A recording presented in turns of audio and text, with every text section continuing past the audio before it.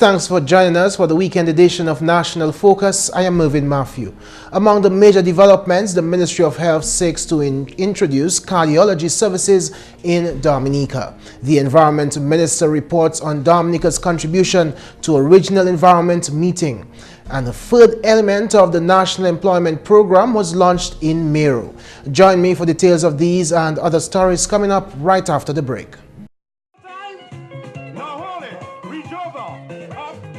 The Ministry of Health's monthly mass aerobics is on. Dress in your exercising gear and join the Ministry of Health and Fitness Plus on Friday, March 28 from 5 p.m. on the Bayfront for 1 hour of exercising and dancercising in the fight against chronic non-communicable diseases. Reduce obesity, high blood pressure, diabetes and cancer. Yes, make it a date and participate in the Ministry of Health mass aerobics session Friday, March 28 from 5 p.m. on the Rosa Bayfront. Remember, your health is your responsibility.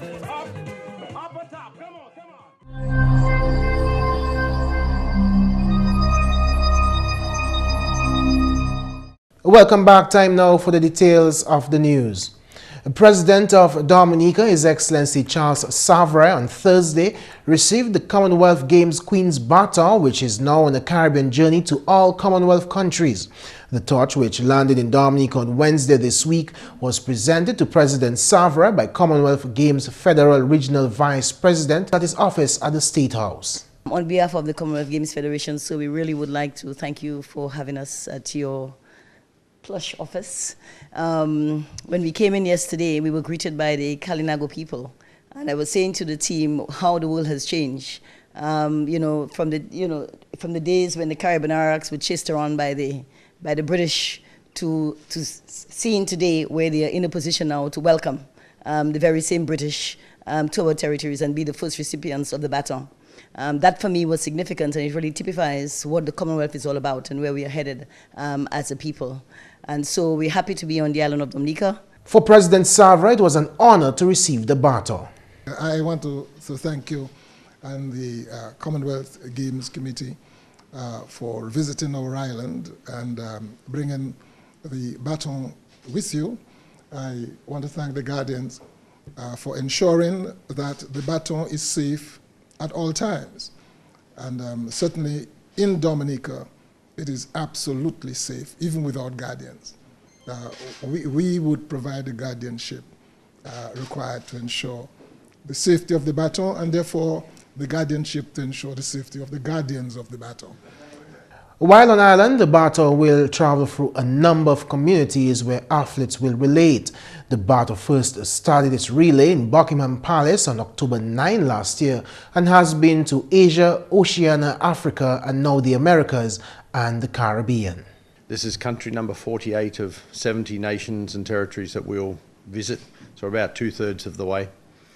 It'll cover a total of 190,000 kilometres over 288 days, the last 40 of which will be around the country of Scotland itself, taking it to all the host nation.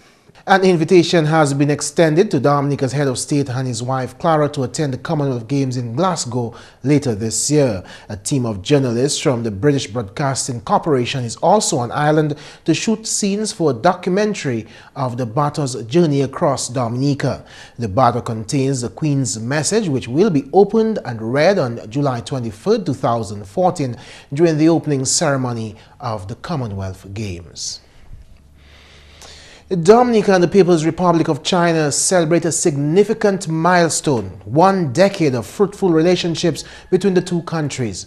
Dominica established diplomatic relations on March 24, 2004. Since then, the two countries have enjoyed a meaningful partnership promoting mutual cooperation, culture and peace, which has been significantly beneficial to the Commonwealth of Dominica in a variety of sectors as Dominica continues to support the One China policy. The government begins celebrations with the Embassy of the People's Republic of China to mark the first decade of diplomatic relations.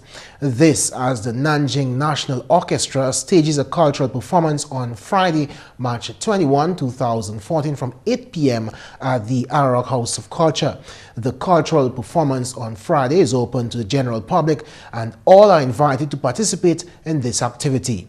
The Nanjing National Orchestra was established in 1986 and is comprised of artists of Chinese folk music. Since 1988, the group has presented Chinese folk music worldwide, including the holding of concerts in the United States, Russia, Romania, Bulgaria, Sweden, Germany, Japan, and France.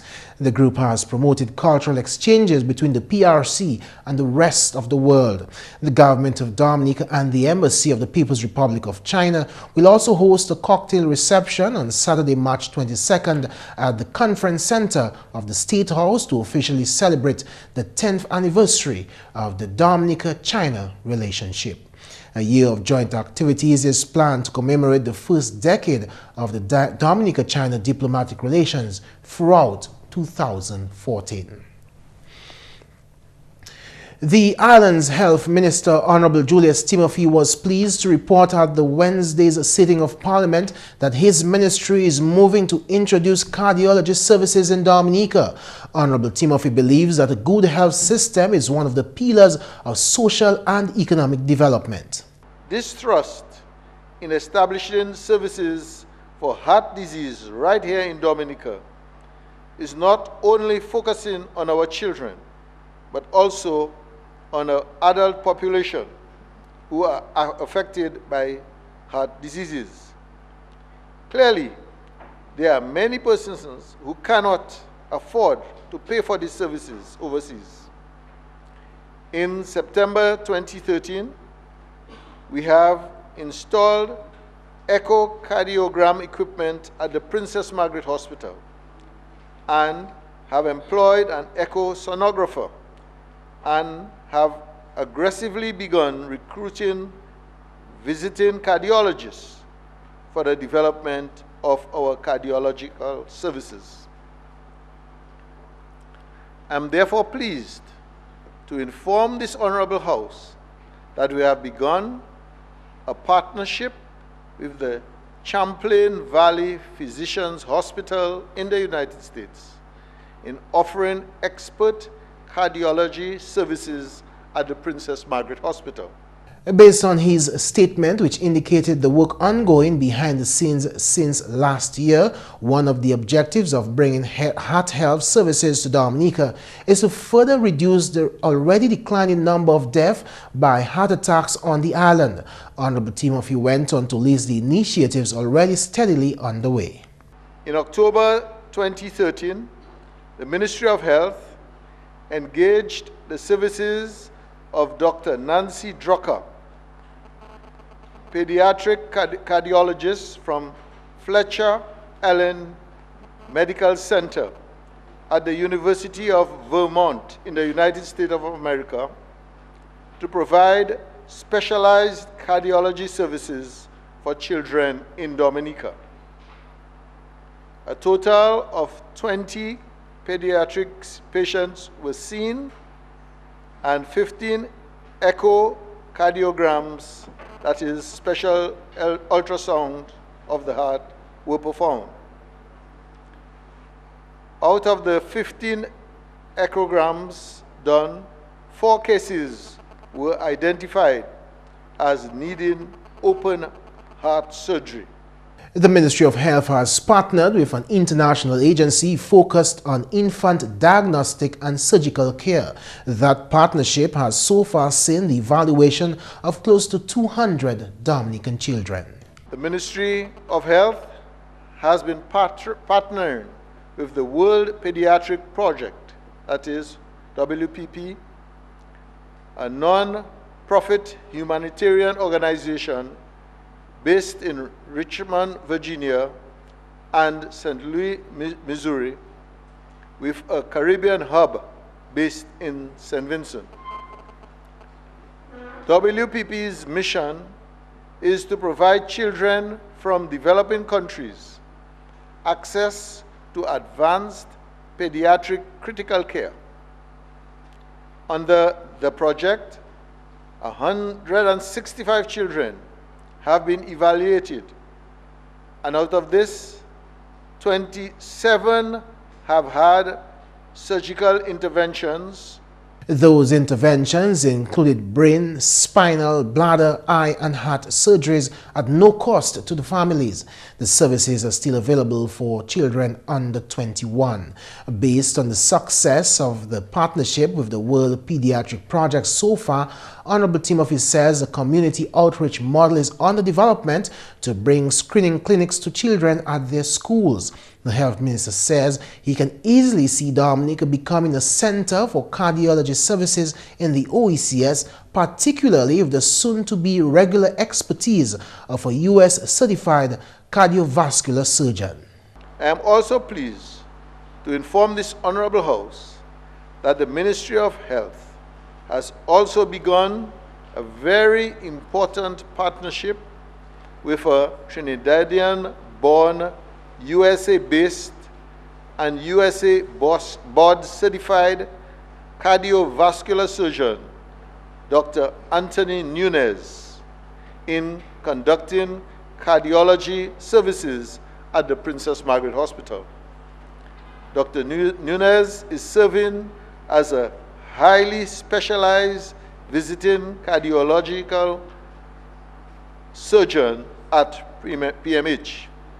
Dr. Nunez plans to take up residence in Dominica. Meanwhile, adult screening clinics have begun at the Princess Margaret Hospital for early detection and diagnosis of heart problems. Those clinics will take place monthly and services will expand to include heart surgeries, including the installation of pacemakers at the Princess Margaret Hospital. Dominica's own Minister for the Environment and Natural Resources was one of several ministers and vice ministers of 27 countries participating in the 19th meeting of the Forum of Ministers of the Environment of Latin America and the Caribbean. The forum, which began on March 12, brought to Mexico ministers, vice ministers and experts from 27 countries in the region, in addition to experts from 15 international agencies and global and regional leaders. Honorable Dr. Kenneth Darrow revealed to GIS exclusively that the small island states of Latin America and the Caribbean held a priority place on the meeting's agenda. Of course, high on the agenda of the ministers from the Caribbean in particular at this meeting were the special vulnerabilities faced by small island developing states, and in particular the Caribbean ones.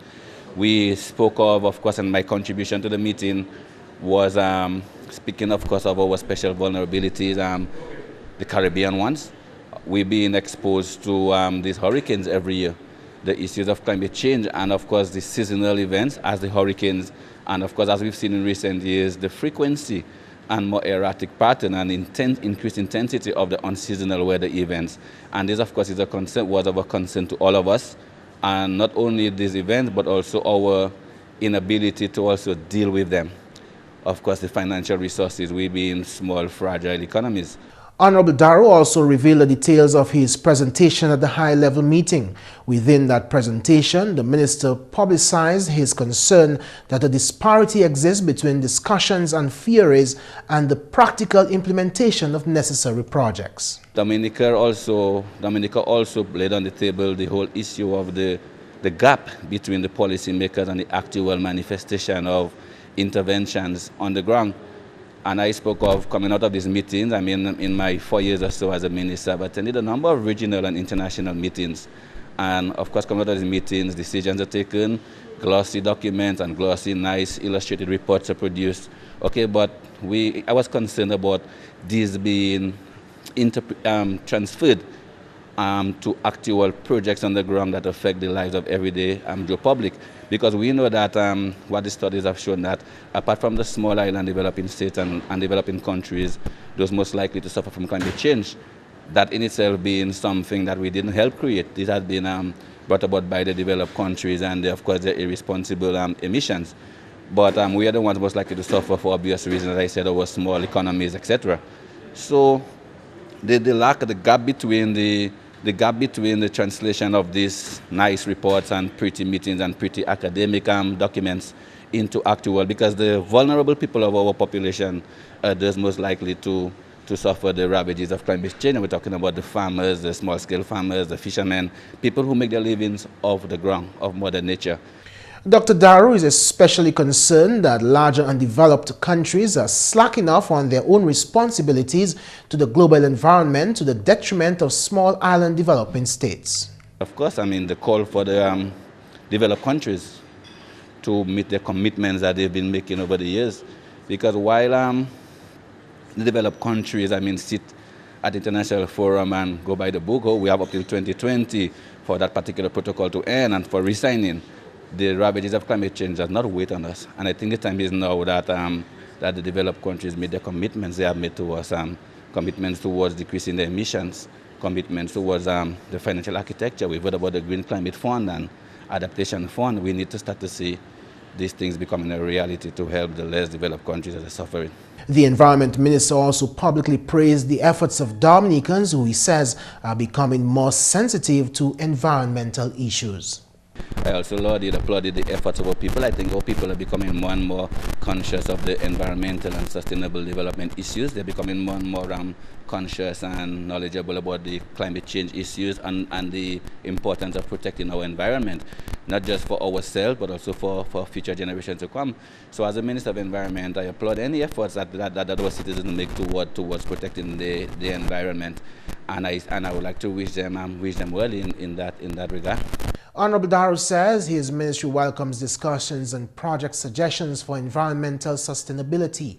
The 19th meeting of the Forum of Ministers of the Environment of Latin America and the Caribbean met its general objective, which was to produce an agreement to advance a regional cooperation framework on the Global Sustainable Development Agenda, climate change, biodiversity, chemicals, waste, small island developing states, and other crucial areas of action. This was the first meeting of the Forum of Ministers since the United Nations Conference on Sustainable Development, also known as the Rio Plus 20, which was held in Rio, Brazil in 2012. We now join Tasia Floissac for this week's edition of Flashback.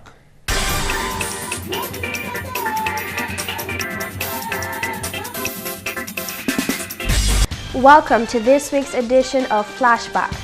The President of Dominica, His Excellency Charles Savre, and Mrs. Clara Savre officially moved into the new State House building on Monday, March 17, 2014. The State House was one of 3 pillar projects negotiated between the Dominica and Chinese governments, completed late last year by the Shanghai Construction Company. The Police Organization for Youth Development, POYD, made a donation of EC $1,580 to the Education Trust Fund. Director of the Education Trust Fund, David Phillip, expressed that it provides students with much-needed assistance to continue their education at Dominica's secondary schools. In more news, at the recent inauguration of the Collyho Village Council, Honorable Roosevelt Skerritt announced that among the several flagship programs of government, social programs remains a major focus. Honorable Skerritt is proud that government has been able to continue the upkeep of the Yes We Care program and other programs aimed at assisting the nation's students. Dominica joined 56 other member states in Francophonie celebration under the theme Francophonie et Jeune Talent, to deepen appreciation of the French and Creole languages and culture in Dominica. The highlight of the week was the 3rd annual French Festival held by the Dominica French Primary Schools Association. Also this week, the 5th meeting of the 4th session of the 8th Parliament got underway on Wednesday.